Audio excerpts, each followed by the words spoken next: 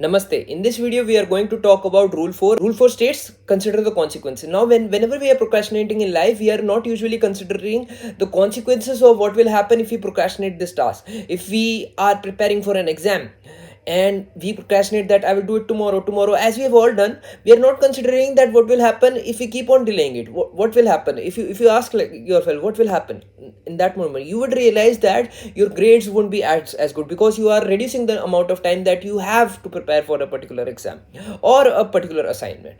So the thing is, what Brian Tracy says, always consider the consequences, always have an eye on the future, where you are, where you want to go. Are you making the effort to get to that particular point of where you want to go? So that is the essence of it. If you consider the consequences, you will be conscious of what you are doing, which is delaying a task that's maybe important for you.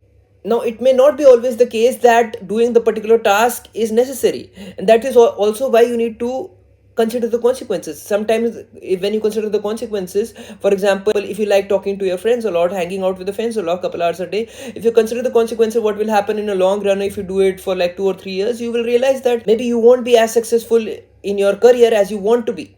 It's possible.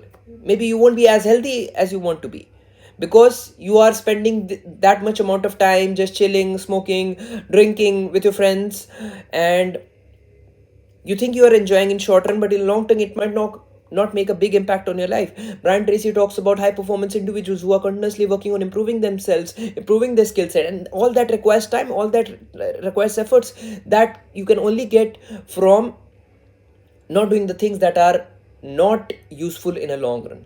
So that's the thing you need to decide, and that you can only decide when you consider the consequences. You need to ask yourself, what will happen if I do this task right now? Will I be better in the future? And you need to ask yourself, what will happen if I not do this task? Will I be better or worse in the future? And these two questions will help you decide whether you need to do a task or not, and then you can decide for the same. So that's all for this video.